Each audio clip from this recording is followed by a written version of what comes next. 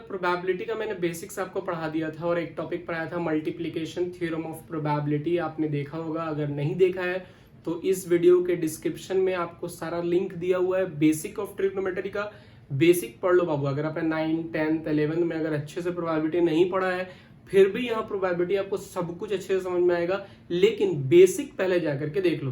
तो डिस्क्रिप्शन में लिंक दिया हुआ है बेसिक प्रोबेबिलिटी का, वहां जाओ और जाके उसको वीडियो को पहले बढ़िया से देखो। 2 पार्ट में है, दोनों पार्ट के वीडियोस को बढ़िया से समझ लो, फिर जाकर के 3rd वीडियो यानी मल्टीप्लिकेशन ऑफ प्रोबेबिलिटी देख लो। उसके बाद आओ यहाँ, और यहाँ हम लोग बात कर रहे हैं कंडीशनल प्रोबेबिलिटी से।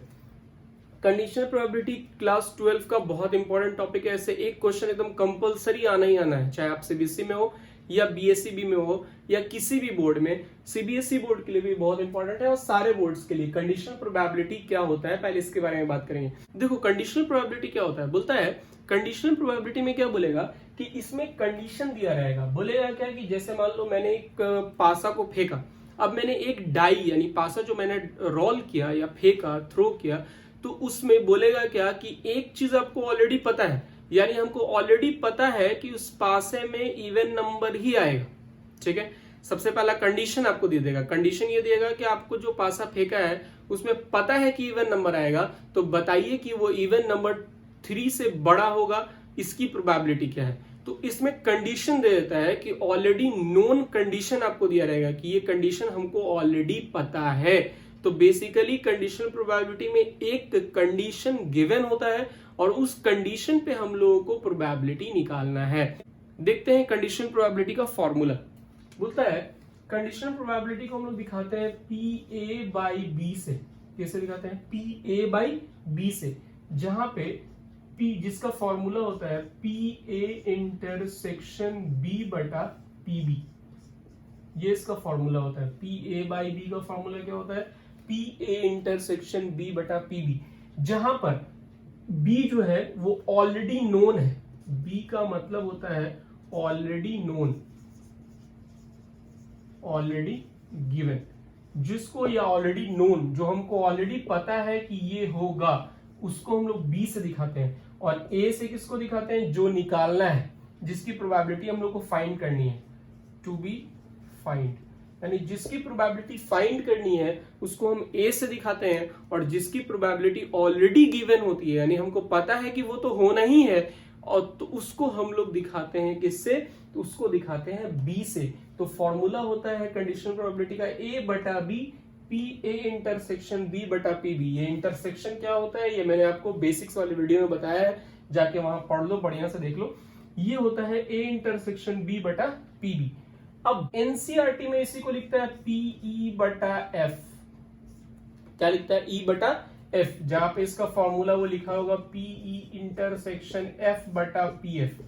तो वहां भी मतलब वही है, यानी वो बोलता है E किसको बोलता है? A को, और F किसको बोलता है? B को। यानी F का मतलब ऑलरेडी गिवन और E का मतलब टू बी फाइंड, जिसको हम लोगों को फाइंड करना है वो।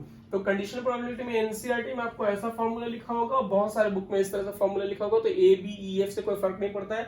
एक चीज याद रखिएगा कि उसमें दिया जो रहेगा, जो गिवन रहेगा, जो ऑलरेडी नोन रहेगा, उसको हम लोग या तो B से दिखाएंगे या F से दिखाएंगे, और जो हम लोगों को फाइंड आउट करना होगा उसको A से दिखाएंगे और E से दिखाएंगे। जो फाइंड करना है वो हमेशा ऊपर लिखेंगे, जो गिवन होगा उसको नीचे लिखेंगे। ये मेरा फॉर्मूला होता है कंडीशनल प्रोबेबिलिटी का। आइए कुछ एनसीईआरटी का क्वेश्चन करते हैं, जिससे हम लोग समझेंगे कंडीशनल प्रोबेबिलिटी का क्वेश्चन कैसा आता है। तो ये एनसीईआरटी का एक क्वेश्चन है। एनसीईआरटी का क्वेश्चन है 13.1, प्रोबेबिलिटी का जो पहला एक्सरसाइज है 13.1, उसका क्वेश्चन है। बोला है given that E and F are events, E और F कोई इवेंट है, सच दैट, इस तरह से PE की वैल्यू आपको दी हुई है। PE की वैल्यू आपको कितना दिया हुआ है? तो PE बराबर दिया हुआ है 0.6। PF की वैल्यू दी हुई है, PF बराबर है 0.3, और साथ साथ दोनों का इंटरसेक्शन यानी E इंटरसेक्शन F भी दिया हुआ है 0.2। तीनों चीजें हम लोग को पता है। सबसे पहले बोल रहा है PE/F निकालिए। E/F का मतलब क्या हुआ कि E जो है मेरा फाइंड करना है, F मेरा नोन है यानी ऑलरेडी अकर्ड है, ऑलरेडी अकर्ड है, और ये क्या है? फाइंड करना है। तो E बटा F का मतलब हो गया PE इंटरसेक्शन F बटा PF, जो नीचे है उसको लिखते हैं PF, ठीक है, यानी जो ऑलरेडी नोन है। तो PE इंटरसेक्शन F कितना है 0.2, है ना, यहां दिया हुआ है। PF कितना है 0.3, यानी इसकी वैल्यू कितनी आ गई 2/3, आंसर हो गया, कोई दिक्कत। सेकेंड हमको बोल रहा है फाइंड कीजिए क्या F बटा E, F बटा E फाइंड कीजिए। अब देखो ये F बटा E पलट गया, तो इसका मतलब क्या है, इसका मतलब है कि अब जो क्वेश्चन है उसमें E जो है मेरा वो ऑलरेडी अकर्ड है, यानी हुआ है, वो हमको कंडीशन दिया हुआ है, और F जो है हमारा फाइंड करना है। तो यहां पर जो फॉर्मूला होगा वो होगा PE इंटरसेक्शन F, ऊपर तो सेम होगा, इंटरसेक्शन वही होगा, चाहे F इंटरसेक्शन E लिखो या E इंटरसेक्शन F लिखो। नीचे जो यहां नीचे है यानी PE से इसको डिवाइड करेंगे, ठीक है। तो ये मेरे पास कितना दिया हुआ है 0.2 और PE कितना दिया हुआ है 0.6, यानी इसको जब काटिएगा तो कितना आ जाएगा 1/3। ये मेरा आंसर हो गया। ये एनसीईआरटी का एक्सरसाइज 13.1 का पहला क्वेश्चन है। और भी क्वेश्चन देखते हैं कंडीशनल प्रोबेबिलिटी का। ये एनसीईआरटी कंडीशनल प्रोबेबिलिटी का एक और क्वेश्चन है, क्वेश्चन नंबर 4। बोल रहा है इवैल्यूएट A यूनियन B, यानी हमको A यूनियन B निकालना है। ये मेरा रिलेशन दिया हुआ है 2PA बराबर PB बराबर 5/13 और PA बाई B 2/5 दिया हुआ है। सबसे पहले जो मेरे पास गिवन है उसको हम लिखते हैं सॉल्यूशन में। हमको PB दिया हुआ है 5/13, PB कितना है 5/13, और 2PA मेरे पास 2PA कितना दिया हुआ है 5/13, तो ये 2 नीचे जाएगा तो यानी PA मेरे पास कितना आ जाएगा 5/26, पता चल गया। अब हमको PA बटा B दिया हुआ है, तो हम PA बटा B वाला फॉर्मूला लगाएंगे। PA बटा B वाला फॉर्मूला क्या होता है मेरा लाल, PA इंटरसेक्शन B बटा PB। फॉर्मूला याद रखना बहुत आसान है, देखो जो नीचे है वही यहाँ नीचे होगा, इंटरसेक्शन तो दोनों में होता है। तो PA इंटरसेक्शन B हमको नहीं पता है, ये हमको पता है कितना 2/5, और ये हमको नहीं पता है, A इंटरसेक्शन B यहां से निकालेंगे। और PB हमको पता है, PB कितना पता है 5/13, ठीक है। तो 5/13 का मतलब है कि ये 13 ऊपर चला जाएगा और ये 5 से कट जाएगा, यानी आ जाएगा ये 13 ऊपर जाएगा, 5 से 5 कट जाएगा, यानी तुम्हारा PA इंटरसेक्शन B जो है एक्चुअली P इंटरसेक्शन B वो कितना आ जाएगा 2/13। देखो ये 13 ऊपर जाएगा, 5 कर लिया, और ये 13 फिर यहाँ नीचे आ जाएगा, यानी 2/13 आएगा तुम्हारा इंटरसेक्शन B। बट हमको इंटरसेक्शन नहीं निकालना था, हमको यूनियन निकालना था। तो अब हम लगाएंगे यूनियन का फॉर्मूला। हम जानते हैं PA यूनियन B। जो लोग ये फॉर्मूला नहीं जानते हैं, इसी आपको मिल जाएगा ये फॉर्मूला। आप जाइएगा प्रोबेबिलिटी के प्लेलिस्ट में, तो आपको फॉर्मूला मिल जाएगा प्रोबेबिलिटी का, additional theorem of probability. Additional theorem of probability में ये फॉर्मूला जो कि 11th में पढ़ना था, तो 11th वाले प्लेलिस्ट में जाओगे तो ये एडिशनल थ्योरम ऑफ प्रोबेबिलिटी वहां मिल जाएगा। छोटी सी वीडियो है, देख लो, उससे आपको ये फॉर्मूला क्लियर हो जाएगा, क्योंकि ये बहुत जगह पे यूज आएगा इसमें। A यूनियन B बराबर फॉर्मूला होता है PA plus PB minus PA intersection B। क्या होता है formula, PA plus PB minus PA intersection B। तो PA यूनियन B हमको निकालना है। PA हमको पता है क्या, देखो तो ऑब्वियसली बात है, पता है 5/26।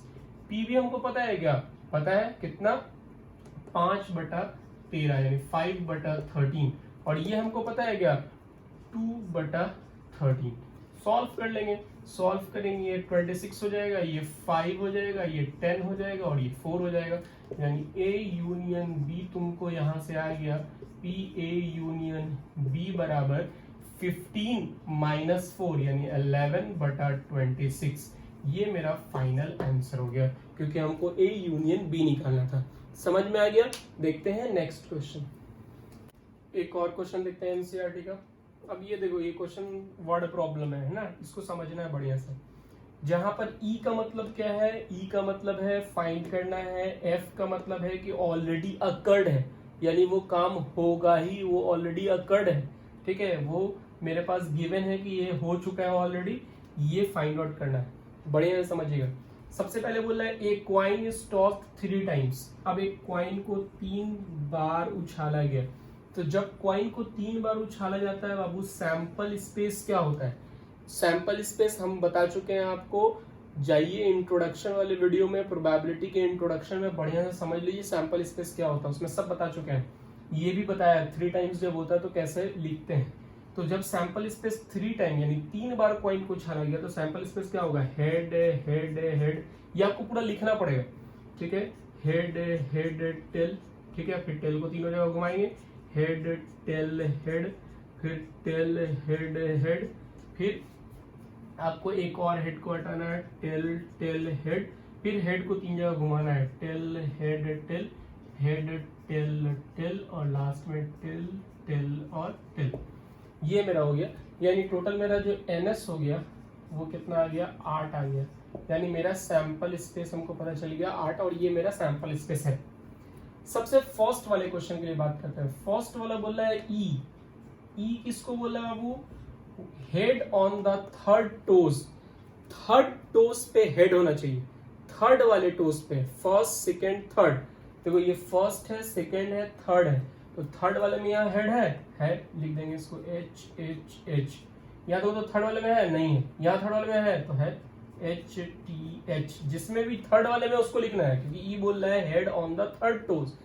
तीसरी बार जो उछाला गया उसमें हेड आना चाहिए, तो हमने इसको तो लिख दिया। अब यहाँ भी है, हाँ है टी एच एच है, फिर तो यहाँ है टी टी एच, यहाँ है नहीं है, यहाँ है नहीं है, यहाँ है नहीं, यानी ये मेरा आ गया प्रोबेबिलिटी फेवरेबल। अब ये फेवरेबल जो आउटकम आया है ये तुम्हारा, ये इसको जब हम डिवाइड करेंगे यानी प्रोबेबिलिटी ऑफ ई निकालेंगे, तो इसको किससे डिवाइड करेंगे? एनएस से डिवाइड करेंगे। 1 2 3 4, 4 को डिवाइड कर देंगे 8 से, कट के कितना आ जाएगा? 1/2, यानी पीई पता चल गया। कितना आया पीई मेरे पास? 1/2। अब एफ निकालेंगे। एफ निकालने के लिए क्या करेंगे? एफ क्या बोल रहा है? Heads on the first 2 toes. पहले 2 टो पे हेड आना चाहिए, पहले 2 टोज पे, पहले 2 टॉसेस पे हेड आना चाहिए। पहला 2 टॉसेस क्या है बाबू? पहला 2 टॉसेस देखो ये दोनों हेड है, एच एच एच, और कहीं यहाँ भी है एच एच टी, और है फर्स्ट में, या तो फर्स्ट 2 टेल है। अब कहीं भी 2 फर्स्ट हेड नहीं है, यानी यही दोनों में ये हो गया, ठीक है। अब यानी इसका मतलब है कि P F probability of F कितना हो गया? 2 ठो इसमें है ना, तो 2/8, यानी कट के कितना आ जाएगा? 1/4। ये आ गया पी का प्रोबेबिलिटी, ये आ गया पी एफ का प्रोबेबिलिटी। अब तीसरा चीज जो फॉर्मूला में चाहिए होता है वो क्या चाहिए होता है? E intersection F. इंटरसेक्शन का मतलब मैंने वीडियो में पहले बताया आपको, इंट्रोडक्शन वाले वीडियो में। ई इंटरसेक्शन का मतलब होता है कॉमन, यानी ई और एफ के बीच में कॉमन निकालेंगे। तो ई और एफ के बीच में, ई और एफ के बीच में देखो तो कॉमन क्या है? एच एच एच, यही कॉमन है। उसके अलावा कुछ और कॉमन है? देखो तो एच एच टी तो नहीं है इसमें, है ना, तो एच एच एच कॉमन है, एच एच एच कॉमन है, ठीक है। यानी एक तो कॉमन आया, यानी जब आप इसका इंटरसेक्शन निकालोगे, प्रोबेबिलिटी निकालोगे इसका, तो ये हो जाएगा 1/8। एक तो कॉमन आया, एनएस होता है 8, तो 1/8। अब मेरे पास ई पता चल गया, एफ पता चल गया, और पी इंटरसेक्शन एफ पता चल गया। अब फॉर्मूला हमको निकालना है क्या है? PE/F निकालना है। E/F फॉर्मूला क्या होता है? PE इंटरसेक्शन F/PF, बताया था मैंने फॉर्मूला आपको स्टार्टिंग में। तो ये कितना है तुम्हारे पास? 1/8, और PF कितना है? 1/4। कट कीजिएगा कितना आ जाएगा? 1/2। मेरा आंसर हो गया। समझ में आ रहा है बात कैसे निकला आंसर? तो आपको जो भी ई दिया हुआ है उसको लिख दिया, जो भी एफ दिया हुआ है उसको लिख दिया, दोनों का प्रोबेबिलिटी निकाल दिया, और दोनों के बीच के इंटरसेक्शन का भी प्रोबेबिलिटी निकाल दिया, और फॉर्मूला पे सेट कर दिया। दूसरा सेकेंड नंबर क्या है? At least 2 head. सेकेंड नंबर में ई में क्या बोल रहा है? ई में बोल रहा है एटलीस्ट 2 हेड, कम से कम 2 हेड होना चाहिए। एटलीस्ट का मतलब मैंने वीडियो में स्टार्टिंग इंट्रोडक्शन वाले में समझाया है। एटलीस्ट का मतलब होता है कम से कम, यानी उसको कम से कम 2 चाहिए, ज्यादा कितना भी हो सकता है, कम से कम 2, ज्यादा कितना भी। तो कम से कम 2 क्या चाहिए उसको? हेड चाहिए, कम से कम 2। देखो तो इसमें 3 है, चलेगा। कम से कम चाहिए तो ज्यादा है तो कोई दिक्कत नहीं। इसमें भी कम से कम दो, तो दो तो है HHT, इसमें देखो तो कम से कम दो है HTH, इसमें देखो है THH, इसमें देखो तो कम से कम दो है, नहीं एक है तो नहीं चलेगा, इसमें भी एक है नहीं चलेगा, इसमें भी एक है नहीं चलेगा, तो ये आ गया मेरा। ठीक है, यानी PE का जब हम प्रोबेबिलिटी लिखेंगे तो P का प्रोबेबिलिटी कितना हो गया 4/8, यानी कट क्या आ गया 1/2 E का। अब बात करते हैं F, तो F क्या दिया हुआ है एट मोस्ट 2 हेड, मतलब ज्यादा से ज्यादा 2 हेड होना चाहिए, ज्यादा से ज्यादा 2 हेड तो कम से कम कितना भी हो सकता है, मतलब 2 से ज्यादा नहीं होना चाहिए। ठीक है, एट मोस्ट है, मैक्सिमम 2 होना चाहिए। अब देखो यहाँ 3 है तो नहीं होगा, 2 तो चलेगा, क्योंकि ज्यादा से ज्यादा 2 हेड चाहिए, 2 तो है, इसमें भी 2 है चलेगा, HTH, इसमें भी 2 है चलेगा, ये 2 से कम है तो भी चलेगा, क्योंकि ज्यादा चाहिए, कम से कम कुछ भी हो सकता है, TTH, देखो THT, HTT, और इसमें तो एक भी हेड नहीं है तो भी चलेगा, क्योंकि मोस्ट चाहिए, एट मोस्ट तो कम से कम 0 भी हो सकता है। अब ये कितना आया बाबू, देखो तो PF का देखो तो कितना आ गया, PF 1 2 3 4 5 6 7 आ गया, यानी 7/8 ये मेरा PF आ गया। अब हम सबसे पहले E और F के बीच का इंटरसेक्शन निकालेंगे। E और F के बीच में इंटरसेक्शन देखो, सिर्फ इसको छोड़ के ये तीनों इसके इंटरसेक्शन में आएगा, कौन कौन, HHT, HTH और THH आ गया, यानी PE इंटरसेक्शन F जो है, यहां देखते हैं, यानी मेरा PE इंटरसेक्शन F जो है बेसिकली वो क्या हो गया, तो 3/8। अब हम डायरेक्ट फॉर्मूला लगा देंगे, फॉर्मूला हम जानते हैं क्या होता है, PE/F बराबर PE इंटरसेक्शन F/PF। ठीक है, तो अब PE इंटरसेक्शन F कितना है तुम्हारे पास 3/8, और ये जो है PF कितना है 7/8, तो जब इसको आप कट करोगे तो कितना आ जाएगा 3/7 आपका आंसर हो जाएगा।